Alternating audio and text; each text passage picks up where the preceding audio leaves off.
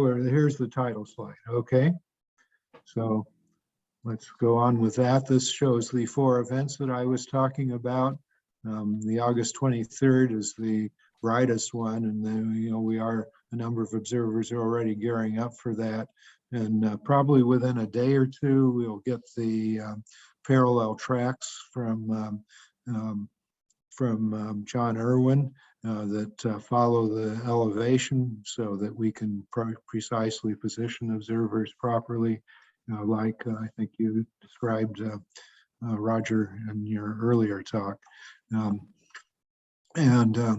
then, but we have another event coming up much more sooner, going over Georgia, but it's 14.1 magnitude. It can only be done with the large telescopes like you have a few, Roger, and then there are others with 13.6. And this one, 11.9, I would say that can be done with 10-inch or 8-inch, 10-inch telescopes, but the 13.6 probably requires like 12-inch scopes or so.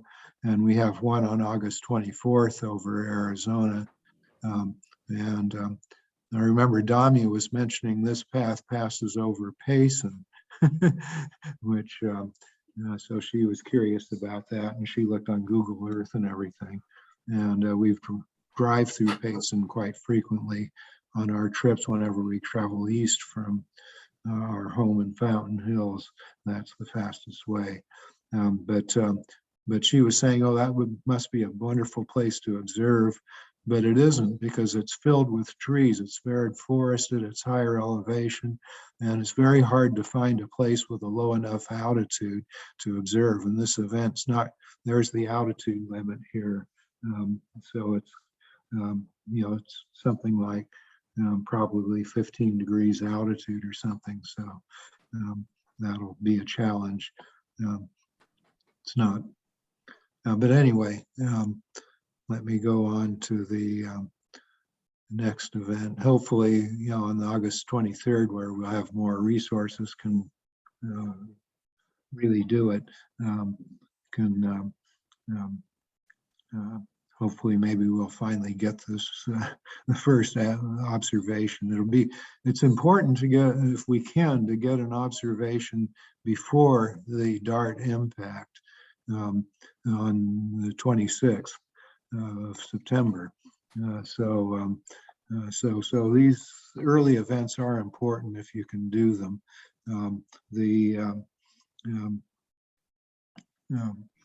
And if we get one of them, like if we get this one on August 23rd, then we can target the paths, the next paths more densely, and try to actually get dimorphous, occultation by dimorphous.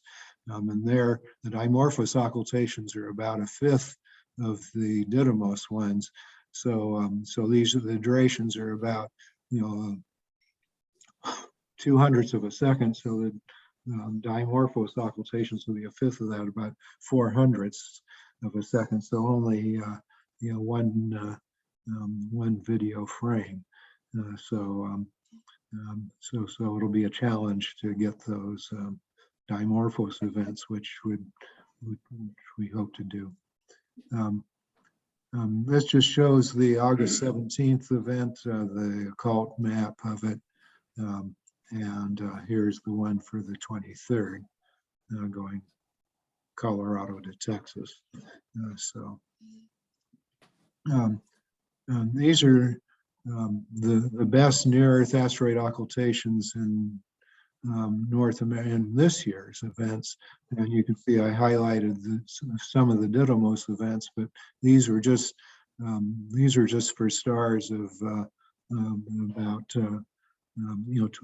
11th magnitude and brighter. So just the brightest events. And we have the January 1st event here, which I noticed, yes, it has an SAO number. And so anyway, this was just the best NEA occultations this year. I want to go to previous one. I want to mention one of them. I was sort of interested earlier in this November 26th Sisyphus occultation. across West Texas and the Midwest, not too far from Kansas City. Um, but but unfortunately, the 26th is Thanksgiving, so I don't think we're going to get a lot of observers for that one. Sisyphus is a large near-Earth asteroid. It's about 6 or 7 kilometers in diameter. And it has a fairly good orbit from radar, but they're not going to be able to get radar observations again for 40 years or so. So the people at JPL were interested in getting observations of that. And we have tonight's Florence occultation Tuesday morning, which we'll talk about later. So there's Florence, August 16th, and anyway, I'll go on.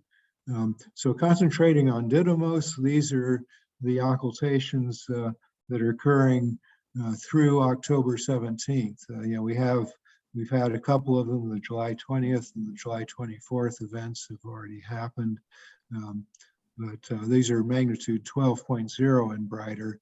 And as I say, these are ones that can be done with 8-inch scopes.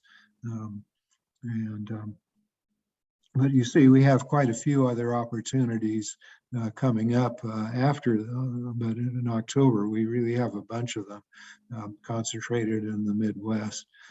So we'll be spending some time out there, especially in the middle of the month, to try to get those occultations. But there are some other events you can see sprinkled around the country. September 3rd is a pretty good event, but it's at low altitude in the southeast, and it goes right over SpaceX facilities.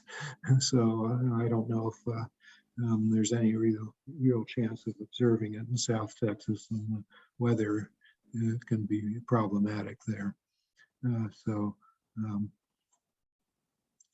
But there may be, in Baja, if someone can fund us to go there, that would be a possibility, but I don't know. That's Labor Day weekend too. Yeah, September 3rd. So there are problems with that. It's a 10.4 magnitude star. That's the one good thing about it. It's the brighter of the events. There was another one on October 15th. It's pretty bright also. Anyway, we'll see what we can do with these events. They're we'll have having campaigns for, and we'll be talking about them more in September. And then there's a whole bunch more late in October to the end of the year.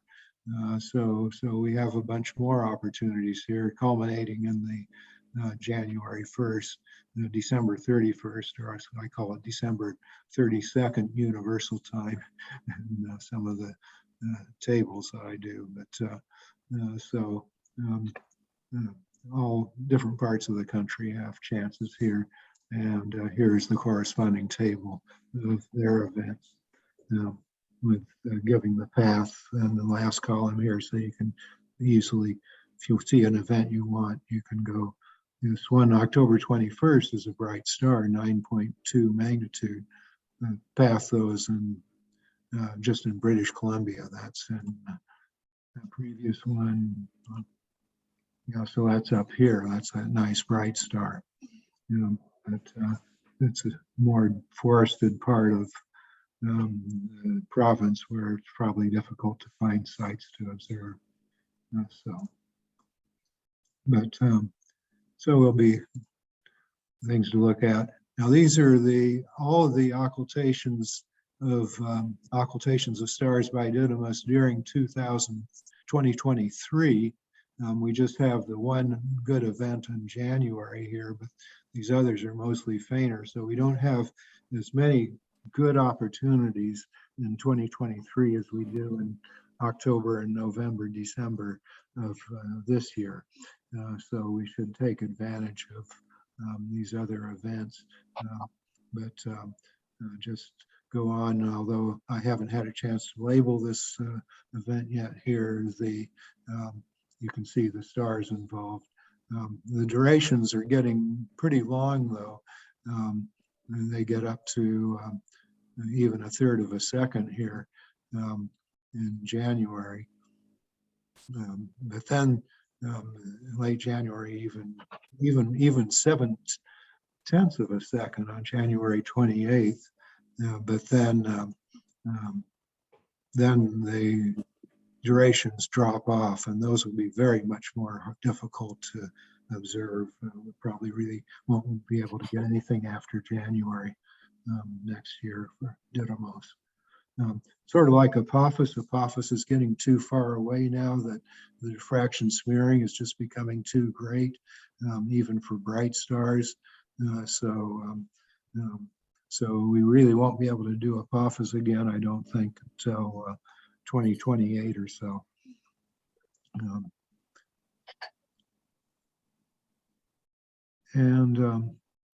That's the end of my presentation. So are there any questions?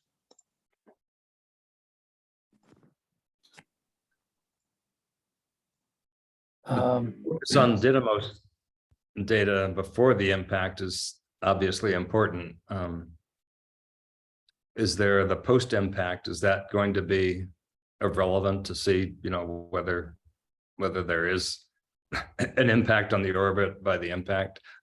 No, well, it'll be important. Is what we want to see is what the change is on the 26th of September when the spacecraft impacts it.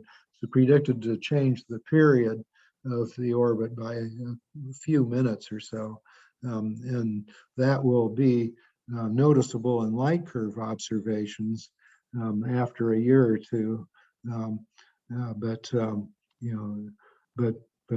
rotational light curve observations. But it would be even better. We get more accuracy if we can actually get occultations by Dimorphos observed both before and after.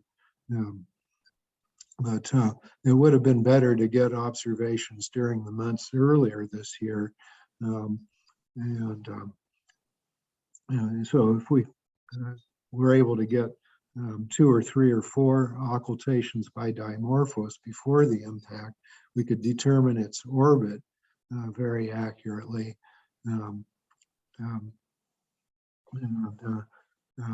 We can, there's some estimates of it now, from the radar observations and from a few years ago, plus the rotational light curve. They've got an idea of the orbit of Dimorphos, but we could really pin it down better if we had occultations by Didymos and Dimorphos.